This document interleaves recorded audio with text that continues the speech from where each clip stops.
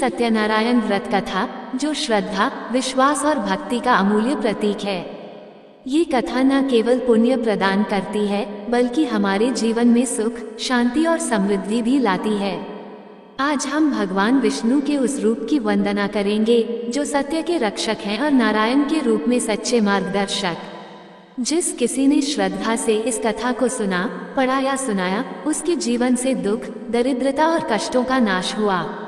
कथा की प्रत्येक पंक्ति में छुपा है ईश्वर का वह वरदान जो भक्त के जीवन को संवार देता है। तो आइए अपने मन, वचन और कर्म को पवित्र करके हम आरंभ करें श्री सत्यनारायण भगवान की इस पावन कथा को। भक्तों, प्रेम से बोलिए सत्यनारायण भगवान की जय। पूर्णिमा की रात, जब चंद्रमा अपनी संपूर्णता में आकाश में चमकता है, वह केवल प्रकृति की शोभा ही नहीं बढ़ाता, बल्कि आध्यात्मिक ऊर्जा का संचार भी करता है। ऐसे शुभ दिन पर श्री सत्यनारायण भगवान की कथा का श्रवण और व्रत मनुष्य को पापों से मुक्त कर मोक्ष की ओर ले जाता है। मान्यता है कि पूर्णिमा का दिन ब्रह्मांडीय शक्तियों से भरपूर होता है और इस दिन की गई पूजा, व्रत एवं कथा श्रवण का फल कई गुना अधिक मिलता है। इसलिए भक्तजन हर पूर्णिमा को विशेष श्रद्धा से सत्यनारायण व्रत कथा का आयोजन करते हैं, जिससे उनके जीवन में सुख, शांति और समृद्धि बनी रहे। सत्यनारायण कथा सुनने से सभी मनोकामनाएं पूरी होती हैं। स्कंद पुराण के मुताबिक सत्यनारायण भगवान विष्णु का स्वरूप है। श्री हरि विष्णु से जीवन की सभी समस्याएं दूर होती हैं। सत्यनारायण कथा आमतौर पर सुबह और शाम दोनों समय की जाती है। शाम के समय कथा करना ज्यादा शुभ माना जाता है। पंचांग के मुताबिक सत्यनारायण कथा किसी भी महीने के शुक्ल पक्ष में पूर्णिमा को की जाती है। इस कथा की महिमा को भगवान सत्यनारायण ने अपने मुख से देवर्षि नारद को बताया है। पूर्णिमा के दिन इस कथा को सुनने का विशेष महत्व है। कलयुग में इस व्रत कथा को सुनना बहुत प्रभावशाली माना गया है। श्री सत्यनारायण कथा, इस दिन भक्त पूर्णिमा व्रत रखकर लक्ष्मी नारायण श्री सत्यनारायण की पूजा कर सकते हैं। मान्यता है कि ऐसे शुभ दिन पर इस व्रत और कथा से जीवन में कभी भी आर्थिक तंगी या कष्ट नहीं आते हैं।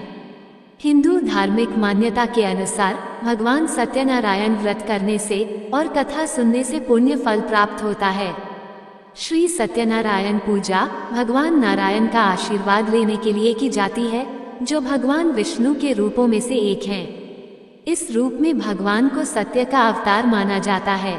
हालांकि सत्यनारायण पूजा करने के लिए कोई निश्चित दिन नहीं है, लेकिन पूर्णिमा या पूर्णिमा के दौरान इसे करना बेहद शुभ माना जाता है। सत्यनारायण पूजा और व्रत की पौराणिक कथा। पौराणिक कथा के अनुसार एक बार नारद जी ने भगवान विष्णु से कहा कि हे भगवान, पृथ्वी पर सभी लोग बहुत दुखी नजर आ रहे हैं, इसका कोई उपाय नहीं है। इस पर भगवान विष्णु ने कहा कि सत्यनारायण का व्रत करने से सबके कष्ट दूर हो जाते हैं।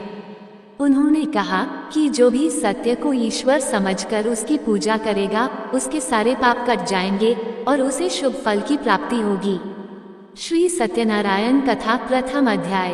एक समय की बात है, नैमिषारण्य तीर्थ में शनिकादि 88,000 ऋषियों ने श्री सूत जी से पूछा, है प्रभु, इस कलियुग में वेद विद्या रहित मनुष्यों को प्रभु भक्ति किस प्रकार मिल सकती है तथा उनका उद्धार कैसे होगा? ये मुनि श्रेष्ठ, कोई ऐसा तप बताए जिससे थोड़े समय में ही पुण्य मिले और मनवांछित फल भी मिल जाए।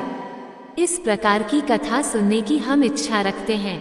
सर्व शास्त्रों के ज्ञाता सूत जी बोले, थे वैष्णवों में पूज्य, आप सभी ने प्राणियों के हित की बात पूछी है, इसलिए मैं एक ऐसे श्रेष्ठ व्रत को आप लोगों को बताऊंगा जिसे नारद जी ने लक्ष्मी नारायण जी से पूछा था और लक्ष्मीपति ने मुनिश्रेष्ठ नारद जी से कहा था। आप सब इसे ध्यान से सुनिए। एक समय की बात है, योगीराज नारद जी दूसरों के हित की इच्छा लिए अनेकों लोकों में घूमते हुए मृत्युलोक में आ पहुँचे। यहाँ उन्होंने अनेक योनियों में जन्मे प्रायः सभी मनुष्यों को अपने कर्मों द्वारा अनेकों दुखों से पीड़ित देखा। उनका दुख देख नारद जी सोचने लगे कि कैसा यत्न किया जाए जिसके करने से निश्चित रूप से मानव के दुखों का अंत हो जाए। इसी विचार पर मनन करते हुए वह विष्णुलोक में गए। वहाँ वह देवों के ईश भगवान नारायण की स्तुति करने लगे, जिनके हाथों में शंख, चक्र, गदा और पद्म थे, गले में वरमाला पहने हुए थे। स्तुति करते हुए नारद जी बोले कि भगवान, आप अत्यंत शक्ति से संपन्न हैं, मन तथा वाणी भी आपको नहीं पा सकती हैं। आपका आदि, मध्य तथा अंत नहीं है। निर्गुण स्वरूप सृष्टि के कारण भक्तों के दुख को दूर करने वाले आपको मेरा नमस्कार है। नारद जी की स्तुति सुन विष्णु भगवान बोले कि मुनिश्रेष्ठ, आपके मन में क्या बात है? आप किस काम के लिए पधारे हैं? उसे निसंकोच कहो। इस पर नारद मुनि बोले कि मृत्युलोक में अनेक योनियों में जन्मे मनुष्य अपने कर्मों के द्वारा अनेकों दुख से दुखी हो रहे हैं। हे नाथ, आप मुझ पर दया रखते हैं तो बताए कि वो मनुष्य थोड़े प्रयास से ही अपने दुखों से कैसे छुटकारा पा सकते हैं। श्रीहरि बोले, हे नारद, मनुष्यों की भलाई के लिए तुमने बहुत अच्छी बात पूछी है। जिसके करने से मनुष्य मोह से छूट जाता है, वह बात मैं कहता हूँ, उसे सुनो। स्वर्ग लोक व मृत्युलोक दोनों में एक दुर्लभ उत्तम व्रत है जो पुण्य देने वाला है। आज प्रेमवश होकर मैं उसे तुमसे कहता हूँ। श्री सत्यनारायण भगवान का ये व्रत अच्छी तरह विधान पूर्वक करके मनुष्य तुरंत ही यहाँ सुख भोग कर मरने पर मोक्ष पाता है। श्रीहरि के वचन सुन नारद जी बोले कि उस व्रत का फल क्या है और उसका विधान क्या है? यह व्रत किसने किया था? इस व्रत को किस दिन करना चाहिए? सभी कुछ विस्तार से बताएं। नारद की बात सुनकर श्रीहरि बोले, दुख व शोक को दूर करने वाला यह व्रत सभी स्थानों पर विजय दिलाने वाला है। मानव को भक्ति व श्रद्धा के साथ शाम को श्री सत्यनारायण की पूजा धर्म परायण होकर ब्राह्मणों व बंधुओं के साथ करनी चाहिए। भक्ति भाव से ही नैवेद्य, केले का फल, घी, दूध और गेहूं का आटा सवाया लें। गेहूं के स्थान पर साठी का आटा, शक्कर तथा गुड़ लेकर व सभी भक्षण योग्य पदार्थों को मिलाकर भगवान का भोग लगाएं। ब्राह्मणों सहित बंधु बांधवों को भी भोजन कराएं, उसके बाद स्वयं भोजन करें। भजन कीर्तन के साथ भगवान की भक्ति में लीन हो जाएं। इस तरह से सत्यनारायण भगवान का ये व्रत करने पर मनुष्य की सारी इच्छाएं निश्चित रूप से पूरी होती हैं। इस कलिकाल अर्थात कलियुग में मृत्युलोक में मोक्ष का यही एक सरल उपाय बताया गया है। इति श्री सत्यनारायण व्रत कथा का प्रथम अध्याय संपूर्ण। श्रीमन नारायण नारायण नारायण, भज मन नारायण नारायण नारायण। श्री सत्यनारायण भगवान की जय। श्री सत्यनारायण कथा द्वितीय अध्याय। सूत जी बोले, के ऋषियों, जिसने पहले समय में इस व्रत को किया था उसका इतिहास कहता हूँ, ध्यान से सुनो। सुंदर काशीपुरी नगरी में एक अत्यंत निर्धन ब्राह्मण रहता था। भूख प्यास से परेशान वह धरती पर घूमता रहता था। ब्राह्मणों से प्रेम करने वाले भगवान ने एक दिन ब्राह्मण का वेश धारण कर उसके पास जाकर पूछा, हे विप्र, नित्य दुखी होकर तुम पृथ्वी पर क्यों घूमते हो? दीन ब्राह्मण बोला, मैं निर्धन ब्राह्मण हूँ, भिक्षा के लिए धरती पर घूमता हूँ। हे भगवान, यदि आप इसका कोई उपाय जानते हो तो बताइए। वृद्ध ब्राह्मण कहता है कि सत्यनारायण भगवान मनोवांछित फल देने वाले हैं, इसलिए तुम उनका पूजन करो। इसे करने से मनुष्य सभी दुखों से मुक्त हो जाता है। वृद्ध ब्राह्मण बनकर आए सत्यनारायण भगवान उस निर्धन ब्राह्मण को व्रत का सारा विधान बताकर अंतर्धान हो गए। ब्राह्मण मन ही मन सोचने लगा कि जिस व्रत को वृद्ध ब्राह्मण करने को कह गया है, मैं उसे जरूर करूँगा। ये निश्चय करने के बाद उसे रात में नींद नहीं आई। वह सवेरे उठकर सत्यनारायण भगवान के व्रत का निश्चय कर भिक्षा के लिए चला गया। उस दिन निर्धन ब्राह्मण को भिक्षा में बहुत धन मिला, जिससे उसने बंधु बांधवों के साथ मिलकर श्री सत्यनारायण भगवान का व्रत संपन्न किया। भगवान सत्यनारायण का व्रत संपन्न करने के बाद वह निर्धन ब्राह्मण सभी दुखों से छूट गया और अनेक प्रकार की संपत्तियों से युक्त हो गया। उसी समय से यह ब्राह्मण हर माह इस व्रत को करने लगा। इस तरह से सत्यनारायण भगवान के व्रत को जो मनुष्य करेगा वह सभी प्रकार के पापों से छूटकर मोक्ष को प्राप्त होगा। जो मनुष्य इस व्रत को करेगा वह भी सभी दुखों से मुक्त हो जाएगा। सूत जी बोले कि इस तरह से नारद जी से नारायण जी का कहा हुआ। श्री सत्यनारायण व्रत को मैंने तुमसे कहा, हे विप्रो, मैं अब और क्या कहूँ। ऋषि बोले, हे मुनिवा, संसार में उस विप्र से सुनकर और किस किस ने इस व्रत को किया, हम सब इस बात को सुनना चाहते हैं।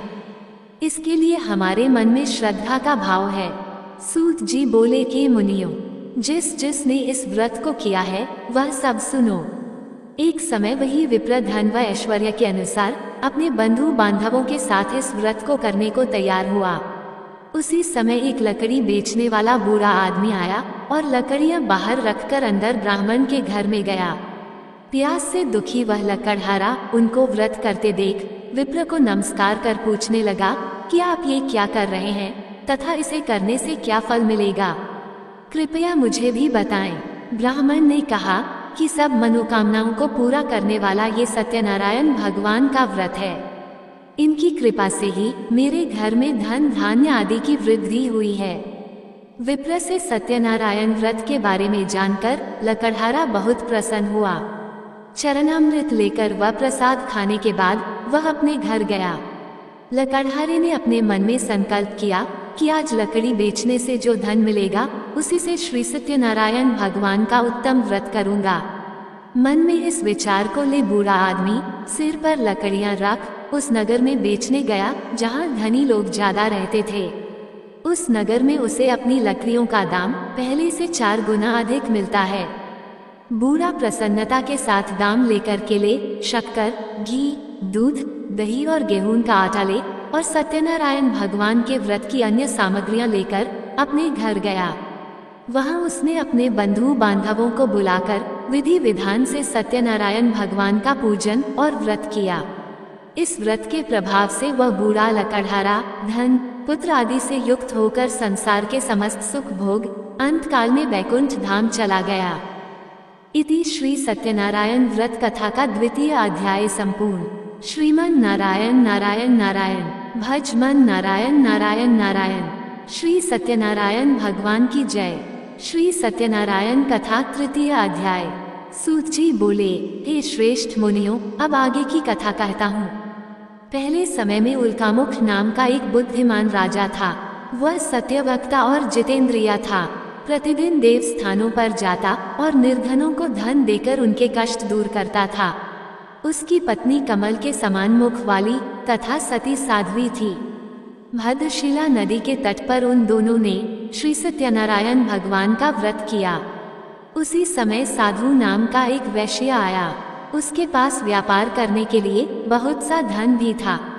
राजा को व्रत करते देखकर वह विनय के साथ पूछने लगा, हे राजन, भक्ति भाव से पूर्ण होकर आप ये क्या कर रहे हैं? मैं सुनने की इच्छा रखता हूँ, तो आप मुझे बताएं। राजा बोला, हे साधु, अपने बंधु बांधवों के साथ पुत्रादि की प्राप्ति के लिए एक महाशक्तिमान श्री सत्यनारायण भगवान का व्रत व पूजन कर रहा हूँ। राजा के वचन सुन साधु आदर से बोला, हे राजन, मुझे इस व्रत का सारा विधान कहिए। आपके कथनानुसार मैं भी इस व्रत को करूँगा। मेरी भी संतान नहीं है और इस व्रत को करने से निश्चित रूप से मुझे संतान की प्राप्ति होगी। राजा से व्रत का सारा विधान सुन व्यापार से निवृत्त हो वह अपने घर गया। साधु वैश्य ने अपनी पत्नी को संतान देने वाले इस व्रत का वर्णन कह सुनाया और कहा कि जब मेरी संतान होगी तब मैं इस व्रत को करूँगा। साधु ने इस तरह के वचन अपनी पत्नी लीलावती से कहे। एक दिन लीलावती पति के साथ आनंदित हो सांसारिक धर्म में प्रवृत्त होकर सत्यनारायण भगवान की कृपा से गर्भवती हो गई। 10वें महीने में उसके गर्भ से एक सुंदर कन्या ने जन्म लिया। दिनों दिन वह बढ़ने लगी जैसे कि शुक्ल पक्ष का चंद्रमा बढ़ता है। माता पिता ने अपनी कन्या का नाम कलावती रखा। एक दिन लीलावती ने मीठे शब्दों में अपने पति को याद दिलाया कि आपने सत्यनारायण भगवान के जिस व्रत को करने का संकल्प किया था उसे करने का समय आ गया है, आप इस व्रत को करिए। साधु बोला कि हे प्रिय, इस व्रत को मैं उसके विवाह पर करूँगा। इस प्रकार अपनी पत्नी को आश्वासन देकर वह नगर को चला गया। कलावती पिता के घर में रह वृद्धि को प्राप्त हो गई। साधु ने एक बार नगर में अपनी कन्या को सखियों के साथ देखा तो तुरंत ही दूत को बुलाया और कहा कि मेरी कन्या के योग्य वर देख कर आओ। साधु की बात सुनकर दूत कंचन नगर में पहुंचा और वहां देखभाल कर लड़की के सुयोग्य वानिक पुत्र को ले आया। सुयोग्य लड़के को देख साधु ने बंधु बांधवों को बुलाकर अपनी पुत्री का विवाह कर दिया, लेकिन दुर्भाग्य की बात ये कि साधु ने अभी भी श्री सत्यनारायण भगवान का व्रत नहीं किया। इस पर श्री भगवान क्रोधित हो गए और श्राप दिया कि साधु को अत्यधिक दुख मिले। अपने कार्य में कुशल साधु बनिया जमाई को लेकर समुद्र के पास स्थित होकर रत्नासारपुर नगर में गया। वहां जाकर दामाद ससुर दोनों मिलकर चंद्रकेतु राजा के नगर में व्यापार करने लगे। एक दिन भगवान सत्यनारायण की माया से एक चोर राजा का धन चुराकर भाग रहा था। उसने राजा के सिपाहियों को अपना पीछा करते देख चुराया हुआ धन वहां रख दिया जहां साधु अपने जमाई के साथ ठहरा हुआ था।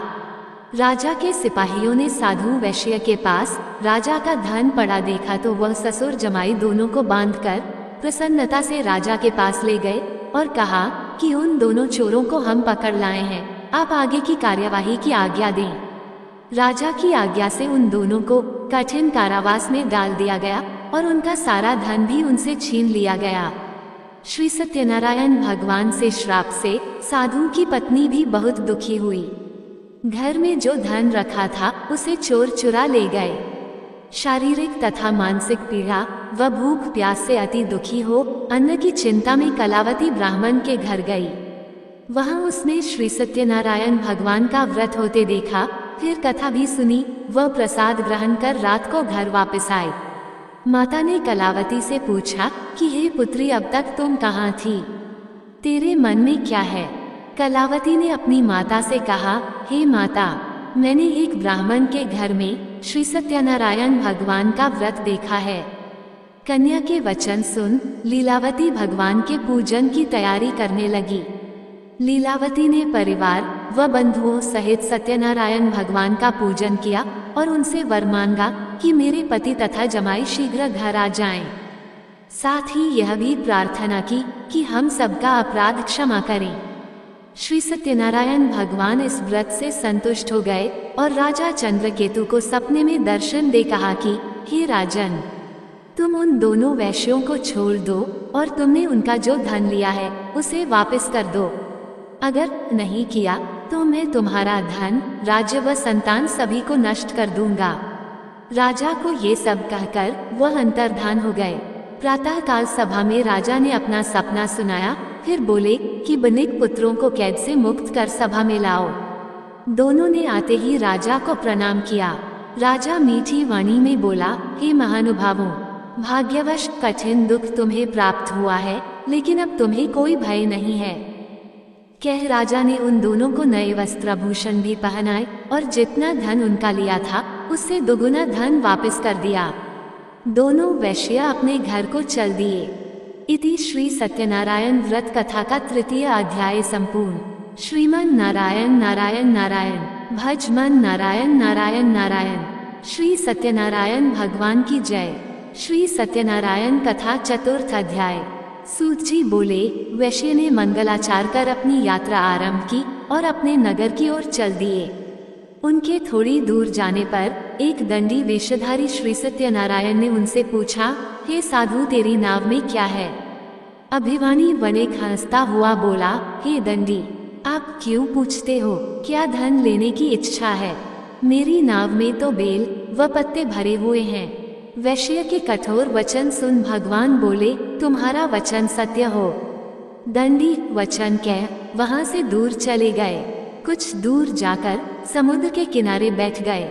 दंडी के जाने के बाद साधु वैश्य ने नित्य क्रिया के पश्चात नाव को ऊंची उठते देखकर अचंभा माना और नाव में बेल पत्ते आदि देख वह मूर्छित हो जमीन पर गिर पड़ा। मूर्छा खुलने पर वह अत्यंत शोक में डूब गया। तब उसका दामाद बोला कि आप शोक ना मनाएं, ये दंडी का शाप है, इसलिए हमें उनकी शरण में जाना चाहिए, तभी हमारी मनोकामना पूरी होगी। दामाद की बात सुनकर वह दंडी के पास पहुंचा और अत्यंत भक्तिभाव नमस्कार करके बोला, मैंने आपसे जो जो असत्य वचन कहे थे उनके लिए मुझे क्षमा दें। कहकर महान शोकातुर हो रोने लगा। तब दंडी भगवान बोले, हे वणिक पुत्र, मेरी आज्ञा से बार बार तुम्हें दुख प्राप्त हुआ है, तू मेरी पूजा से विमुख हुआ। साधु बोला, हे भगवान, आपकी माया से ब्रह्मा आदि देवता भी आपके रूप को नहीं जानते, तब मैं अज्ञानी कैसे जान सकता हूँ। आप प्रसन्न होइए, अब मैं सामर्थ्य के अनुसार आपकी पूजा करूँगा। मेरी रक्षा करो और पहले के समान नौक में धन भर दो। साधु वैश्य के भक्तिपूर्वक वचन सुनकर भगवान प्रसन्न हो गए और उसकी इच्छानुसार वरदान देकर अंतर्धान हो गए। ससुर जमाई जब नाव पर आए तो नाव धन से भरी हुई थी। फिर वहीं अपने अन्य साथियों के साथ सत्यनारायण भगवान का पूजन कर अपने नगर को चल दिए। जब नगर के नजदीक पहुँचे तो दूत को घर पर खबर करने के लिए भेज दिया। दूत साधु की पत्नी को प्रणाम कर कहता है कि मालिक अपने दामाद सहित नगर के निकट आ गए हैं। दूत की बात सुन साधु की पत्नी लीलावती ने बड़े हर्ष के साथ सत्यनारायण भगवान का पूजन कर अपनी पुत्री कलावती से कहा कि मैं अपने पति के दर्शन को जाती हूँ, तू कार्य पूर्ण कर शीघ्र आ जा। माता के वचन सुन कलावती जल्दी में प्रसाद छोड़ अपने पति के पास चली गई। प्रसाद की अवज्ञा के कारण श्री सत्यनारायण भगवान रुष्ट हो गए और नाव सहित उसके पति को पानी में डुबो दिया। कलावती अपने पति को वहां ना पाकर रोती हुई जमीन पर गिर गई। नौक को डूबा हुआ देख वह कन्या को रोता देख साधु दुखी होकर बोला कि हे प्रभु, मुझसे तथा मेरे परिवार से जो भूल हुई है उसे क्षमा करें। साधु के दीन वचन सुनकर श्री सत्यनारायण भगवान प्रसन्न हो गए और आकाशवाणी हुई, हे साधु, तेरी कन्या मेरे प्रसाद को छोड़कर आई है, इसलिए उसका पति अदृश्य हो गया है। यदि वह घर जाकर प्रसाद खाकर लौटती है तो इसे इसका पति अवश्य मिलेगा। आकाशवाणी सुन कलावती घर पहुंचकर प्रसाद खाती है और फिर आकर अपने पति के दर्शन करती है। उसके बाद साधु अपने बंधु बांधवों सहित श्री सत्यनारायण भगवान का विधि विधान से पूजन करता है। इस लोक का सुख भोग वह अंत में स्वर्ग जाता है। इति श्री सत्यनारायण व्रत कथा का चतुर्थ अध्याय संपूर्ण। श्रीमन नारायण नारायण नारायण, भज मन नारायण नारायण नारायण। श्री सत्यनारायण भगवान की जय। श्री सत्यनारायण कथा पंचम अध्याय। सूत जी बोले, हे ऋषियों, मैं और भी एक कथा सुनाता हूँ, उसे भी ध्यानपूर्वक सुनो। प्रजापालन में लीन तुंगाध्वज नाम का एक राजा था। उसने भी भगवान का प्रसाद त्याग कर बहुत ही दुख लिया। एक बार वन में जाकर वन्य पशुओं को मारकर वह बड़ के पेड़ के नीचे आया। वहां उसने ग्वालों को भक्ति भाव से अपने बंधुओं सहित सत्यनारायण भगवान का पूजन करते देखा। अभिमानवश राजा उन्हें देखकर भी पूजा स्थान में नहीं गया और न ही उसने भगवान को नमस्कार किया। ग्वालों ने राजा को प्रसाद दिया, लेकिन उसने वह प्रसाद नहीं खाया और प्रसाद को वहीं छोड़ वह अपने नगर को चला गया। जब वह नगर में पहुंचा तो वहां सब कुछ तहस नहस हुआ पाया, तो वह शीघ्र ही समझ गया कि यह सब भगवान ने ही किया है। वह दोबारा ग्वालों के पास पहुंचा और विधि पूर्वक पूजा करके प्रसाद खाया तो श्री सत्यनारायण भगवान की कृपा से सब कुछ पहले जैसा हो गया। दीर्घ काल तक सुख भोगने के बाद मरणोपरांत उसे स्वर्गलोक की प्राप्ति हुई। जो मनुष्य परम दुर्लभ इस व्रत को करेगा तो भगवान सत्यनारायण की अनुकंपा से उसे धन धान्य की प्राप्ति होगी। निर्धन धनी हो जाता है और भयमुक्त हो जीवन जीता है। संतानहीन मनुष्य को संतान सुख मिलता है और सारे मनोरथ पूर्ण होने पर मानव अंतकाल में वैकुंठ धाम को जाता है। सूत जी बोले, जिन्होंने पहले इस व्रत को किया है अब उनके दूसरे जन्म की कथा कहता हूँ। वृद्ध शतानंद ब्राह्मण ने सुदामा का जन्म लेकर मोक्ष की प्राप्ति की। लकड़हारे ने अगले जन्म में निषाद बनकर मोक्ष प्राप्त किया। उल्कामुख नाम का राजा दशरथ होकर वैकुंठ को गए। महाराज तुंगाध्वज ने स्वयंभू होकर भगवान में भक्ति युक्त होकर कर मोक्ष पाया। इति श्री सत्यनारायण व्रत कथा का पंचम अध्याय संपूर्ण। श्रीमन नारायण नारायण नारायण, भज मन नारायण नारायण नारायण। श्री सत्यनारायण भगवान की जय। सत्यनारायण पूजा और व्रत का महत्व। वैदिक ज्योतिष के अनुसार सत्यनारायण व्रत रखने से भगवान विष्णु से स्वास्थ्य, समृद्धि, धन और वैभव की प्राप्ति होती है। साथ ही यह भी माना जाता है कि इस दिन व्रत करने और पूरी श्रद्धा और विश्वास के साथ सत्यनारायण कथा का पाठ करने से सभी संकट दूर हो जाते हैं। सत्यनारायण व्रत की पूजा विधि। शास्त्रों के अनुसार इस व्रत को करने से शुभ फल की प्राप्ति होती है, ऐसा माना जाता है। पूजा सुबह के साथ साथ शाम को भी की जा सकती है और शाम को सत्यनारायण पूजा करना अधिक उपयुक्त माना जाता है। इस दिन सुबह जल्दी उठकर जल में गंगाजल मिलाकर स्नान करना चाहिए। इसके बाद सत्यनारायण की मूर्ति को स्थापित करें और उसके चारों ओर केले के पत्ते बांध दें। पंचामृतम दूध, शहद, घी, मक्खन, दही और चीनी का मिश्रण का उपयोग देवता को साफ करने के लिए किया जाता है, आमतौर पर शालिग्राम, जो महाविष्णु का दिव्य पत्थर है। चौकी पर जल से भरा कलश रखें और देसी घी का दीपक जलाएं। अब सत्यनारायण की पूजा और कथा करें। भुने हुए आटे में शक्कर मिलाकर भगवान को अर्पित करें। प्रसाद में तुलसी जरूर डालें। पूजा के बाद प्रसाद बांटें। पूजा एक आरती के साथ समाप्त होती है, जिसमें भगवान की छवि या देवता के चारों ओर कपूर से जलाई गई एक छोटी सी आग की परिक्रमा होती है। आरती के बाद व्रतियों को पंचामृत और प्रसाद ग्रहण करना होता है।